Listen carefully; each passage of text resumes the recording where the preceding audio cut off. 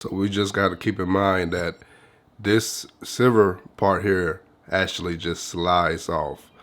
So as long as we have an attachment to get a good grip on it, we just have to put some pressure on it, find a good grip. I'm gonna hold it right here. Put some pressure, it slides right off.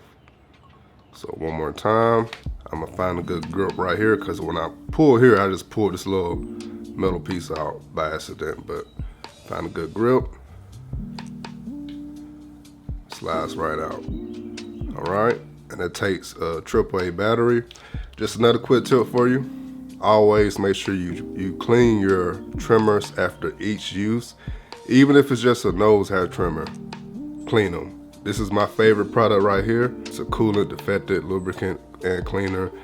Rust prevention, all in one. This isn't a sponsor or anything like that. This is just an actual product that a lot of actual professional barbers use. So I just use it at home. You can find this size at Walmart for around $5, maybe other stores, but mainly you can get it from any or most beauty supply stores for around, I think, $10 for a bigger size.